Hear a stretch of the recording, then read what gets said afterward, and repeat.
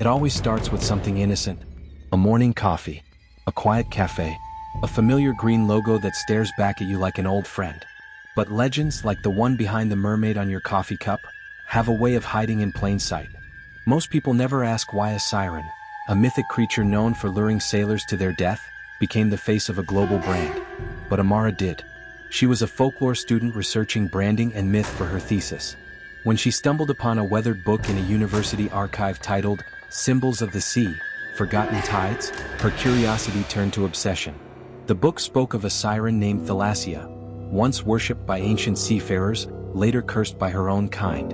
Unlike other mermaids, Thalassia fed not on affection or adoration, but on memory. She devoured the thoughts of those who looked upon her image long enough. Amara was intrigued. She traced the evolution of nautical iconography in trade, how this twin-tailed siren showed up in early shipping company seals in the 1600s, and how the same image eventually re-emerged centuries later in a coffee brand founded in a port city. But what chilled her most was a journal entry from 1694, penned by a sailor who wrote of losing days, whole stretches of time, after staring at the carved siren on the prow of his ship. And then the nightmares began. Every night, Amara would wake drenched in sweat, the taste of salt water on her lips, the scent of seaweed curling under her door. She told herself it was stress, coincidence. But then the foam in her morning coffee began whispering, calling her name. Amara tried to ignore it. She poured her coffee into the sink, watched the foam spiral away, and told herself it was nothing, just her mind playing tricks. But the whispers didn't stop. They followed her in the rustle of pages, the hum of fluorescent lights, even in the hush between songs on the radio. Always the same name, always the same voice, soft, melodic, and heavy with the sorrow of the deep. She began documenting everything. Scribbled notes filled her dorm walls. Thalassia equals mnemonic predator? Early logo drafts show distinct tail curvature, identical to 16th century ship carvings. What if the brand doesn't use her? What if she uses the brand? Sleep became a stranger. Amara's friends noticed her change. Her skin grew pale, her eyes sunken. She stopped attending lectures, stopped replying to messages. But she couldn't stop researching. The deeper she dove, the more she uncovered. A lawsuit buried in the archives of a coastal town in Washington, 1978. A cafe owner found drowned in her bathtub, her hands clutching a sketch of a twin-tailed mermaid. A single word was scrawled across the paper, mine. A sailor's letter from 1902, unearthed in a maritime museum, described a face in the foam that smiled at him whenever he brewed his morning tea aboard a merchant vessel. He jumped overboard 2 weeks later. No one ever found the body. And then there was the barista. A girl from a local shop who had gone missing just months earlier. The security camera footage from her last shift showed something strange. She stared at the Mermaid logo for a full 42 minutes, completely still. When the manager finally approached her, she only said one thing before vanishing into the night. She's awake now. The dreams turned violent. Amara no longer woke up in a cold sweat. She woke up screaming. She saw herself drifting, helpless, beneath the waves, the surface above glowing with a green and white light. And always, that face, serene, smiling, crowned in a sea of hair, her twin tails unfurled like a trap. One morning she found salt crystals on her bedsheets. Not dust, not flakes, salt. As though she'd been submerged in the ocean all night and left to dry. Her skin itched constantly, and when she scratched her forearm raw, she saw something that nearly made her faint. A faint outline of a crown and twin tails etched beneath her skin like a scar, but deeper, like it had been there all along.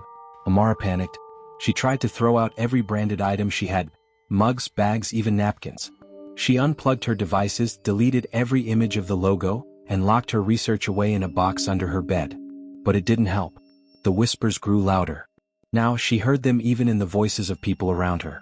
The barista at the on-campus cafe greeted her with a knowing look and said, "She's beautiful, isn't she?" before turning away. The reflections in mirrors lingered too long. The logo in her nightmares no longer sat still, it moved. The mermaid's eyes would follow her, her smile widening into something predatory. Desperate, Amara returned to the archive, hoping to find a way to break whatever was happening. There, in a long-forgotten index of seafaring rituals, she uncovered an entry called The Siren's Wake. It spoke of the price of listening, of being chosen by the marked, and of an old rite performed to bind the siren back to the sea. But the final page was missing. The missing page haunted Amara more than the whispers. She scoured libraries, maritime museums, even old sailor forums online. Nothing. Every reference to the siren's wake ended in the same abrupt silence, as if something, or someone, had wiped it clean. But late one night, buried deep in an occult blog hosted on a server overseas, she found a scanned image labeled, "Last Page, Ritual for Release." The page was damaged and water-stained, but the instructions were clear. To sever the bond with the siren, the marked one must return to the place of the first gaze, where they first locked eyes with her image, and perform the rite at dawn with a relic bearing her likeness, submerged in seawater, sealed with fire. Any deviation would stir her wrath. For Amara, the first gaze was her local cafe, the place where she always studied, where she first sipped coffee from that branded cup while researching maritime folklore. She knew what she had to do. She returned before dawn with a thermos of ocean water, a matchbox, and the oldest branded mug she owned, the one with the original, more detailed version of the mermaid's face. The cafe was closed, but she broke in through the back. The air inside was thick, unnaturally humid, like the breath of something sleeping just beneath the walls. She placed the cup in the basin of ocean water, whispered the ancient words from the text, and struck a match. The flame ignited blue. The mug cracked violently. Then the air shifted, colder, wetter, alive. A voice, not whispered but sung, filled the room. It was her voice, Thalassia. And she was angry. "You cannot unsee what has seen you, child of air." The lights burst. The windows blew inward with a rush of salt wind. And something began rising from the coffee-stained tiles below.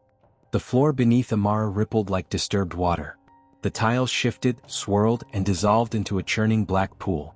From it emerged a shape, fluid and graceful, terrible in its beauty. The mermaid was no longer just a symbol, no longer confined to ink or porcelain. Thalassia had crossed over. Her skin shimmered like the ocean under moonlight. Her eyes, bottomless, ancient, locked onto Amara, who stood frozen in a circle of salt and flame.